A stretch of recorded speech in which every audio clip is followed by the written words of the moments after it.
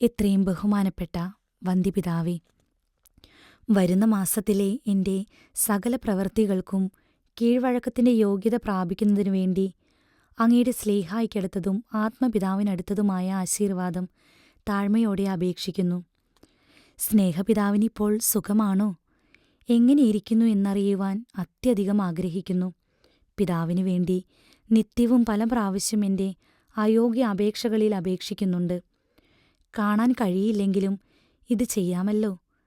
തൃശ്ശൂർക്കാരുടെ കേസിൻ്റെ കാര്യം വല്ല അറിവുമുണ്ടെങ്കിൽ എന്നറിയിക്കണമെന്ന് അപേക്ഷിക്കുന്നു. പിതാവേ, പീഡാനുഭവത്തിൻ്റെ ആഴ്ചകളായി. എന്തു ചെയ്യേണ്ടു? എങ്ങനെയാണ് അവിടുത്തെ ഞാൻ ആശ്വസിപ്പിക്കേണ്ടത്? ഞാൻ അനവധി പാപം ചെയ്ത ഒരു മഹാപാപിയാകുന്നു. എൻ്റെ പാപം കാരണം ഈ സ്നേഹരക്ഷിതാവിനെ കുരിശിൽ തറച്ച് ഇത്രയേറെ പാടുപെടുത്തി. ഇനിയെങ്കിലും യഥാർത്ഥമായ എളിമയും മനസ്താപവും ദൈവസ്നേഹവുമുള്ള ഒരു ഹൃദയം എനിക്ക് കിട്ടുന്നതിനു വേണ്ടി പിതാവ് പ്രാർത്ഥിക്കണമെന്ന് അപേക്ഷിക്കുന്നു. അവിടുത്തെ പീഡകളുടെ ഓർമ്മ എല്ലായ്പ്പോഴും ഇടവിടാതെ എൻ്റെ ബോധത്തിൽ നിൽക്കുന്നു. എൻ്റെ പേരിൽ കൂടെ പിതാവ് അവിടുത്തെ ആശ്വസിപ്പിക്കണമേ. ഞാൻ നന്ദി കെട്ടവളാണ്. എനിക്ക് സാധിക്കുന്നതെല്ലാം ചെയ്യാൻ ഞാൻ ശ്രമിച്ചു വരുന്നു. എങ്കിലും എൻ്റെ ഹൃദയത്തിൽ നിന്നൊരു തൃപ്തിയും വരുന്നില്ല. പതിവായി ചെയ്തു വരുന്ന പുണ്യകൃത്യങ്ങൾ ദൈവാനുഗ്രഹത്താൽ നിറവേറ്റി വരുന്നുണ്ട്.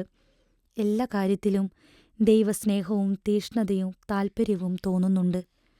സ്നേഹപിതാവ് അയച്ചു തന്ന പടത്തിൻ്റെ മുൻപിൽ ഒരു മുറിയിൽ വെച്ച് അരൂപിയിൽ പലവട്ടം ആരാധിക്കുകയും അപേക്ഷിക്കുകയും ചെയ്യുന്നുണ്ട്. പരിശുദ്ധ അമലോത്ഭവ മാതാവിൻ്റെ മെഡൽ കഴുത്തിൽ ധരിച്ചതിൽ പിന്നെ അശുദ്ധ വിചാരങ്ങൾ ഇതുവരെ ഉണ്ടായിട്ടില്ല. ശേഷമെല്ലാം പിതാവിനെ അറിയിച്ച സ്ഥിതിയിലാകുന്നു. പാവപ്പെട്ട മകളെ മറക്കാതെ ഈ പീഡകളുടെയും തീഷ്ണതയുടെയും ദിവസങ്ങളിൽ പ്രത്യേകം ഓർത്ത് പ്രാർത്ഥിക്കണമെന്ന് താഴ്മയോടെ അപേക്ഷിക്കുന്നു.